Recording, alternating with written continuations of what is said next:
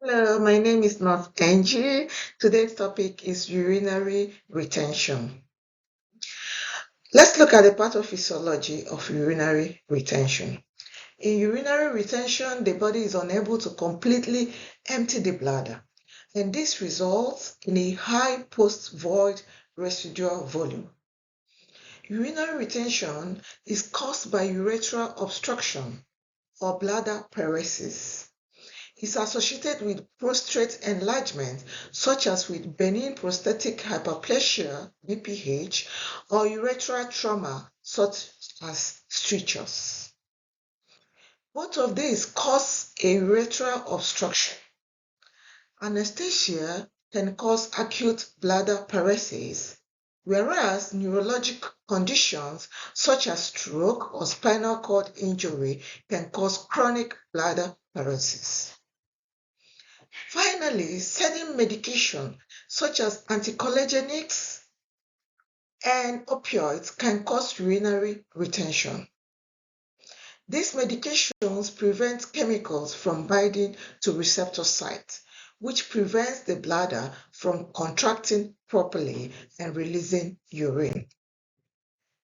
What are the clinical features of urinary retention? Urinary retention can be acute, such as with surgery and anesthesia, or chronic, such as with pH. Clients with urinary retention are going to report lower abdominal pain, pressure, and discomfort as urine builds up in the bladder.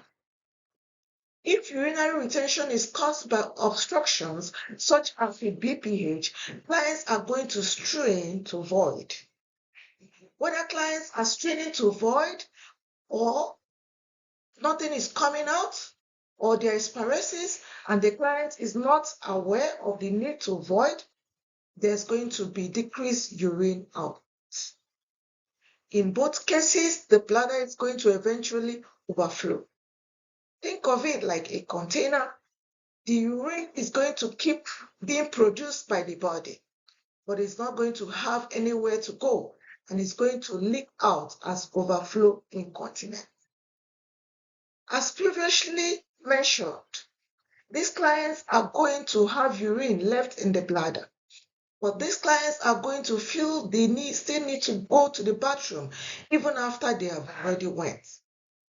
They are going to have the feeling of incomplete bladder emptying. Finally, when we examine these clients, the bladder is going to feel firm on palpation, and it may not even be displaced from the midline if it's overfilled enough. What are the complications? If the client's bladder becomes displaced from the midline, we need to suspect bladder distension. In bladder distension, the bladder has become overfilled and is now swollen. This places our tissue at risk of injury. This injured tissue, combined with the pooling of urine in the bladder, is going to place the client at a risk for urinary tract infection, UTI. If urine is just sitting in the bladder, it's going to become a breeding ground for bacteria, placing clients at very high risk for UTI.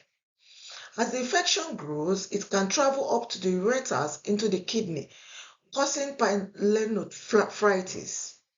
If an infection remains untreated, it can travel to the bloodstream, resulting in sepsis. As you can see in our image here, a blockage such as enlarged prostate is going to inhibit urine from leaving the body. This urine can pool and have bacterial growth and stretch the bladder, causing hypertrophy. As the urine begins to back up, it can even cause ureters to be inflamed, and eventually it's going to cause the kidney themselves to be inflamed and may even be infected. Finally, the overflow incontinence that was mentioned earlier can lead to skin breakdown. Urine is very alkaline, and uric acid is converted to urea by bacteria on the skin. This can cause skin breakdown very quickly. What are the nursing interventions? The most important thing you can do for a client experiencing urinary retention is to promote spontaneous voiding.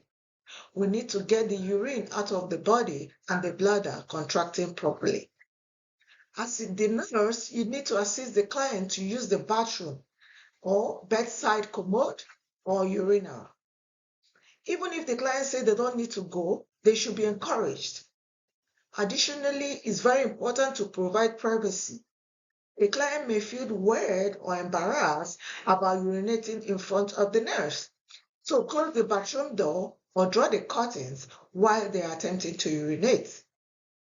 If the client is having difficulty starting the stream of urine, you can run water in the sink or pour warm water over the perineum. Both can stimulate urination. Oral fluids works in the same way. It's going to stimulate the body's natural reflexes and can promote urination as well. Now, remember, these clients are not going to be getting out of all the fluids coming into the body. So we need to closely monitor their intake and output. We need to make sure that they don't have too much fluid in the body because this can cause issues with other organ systems.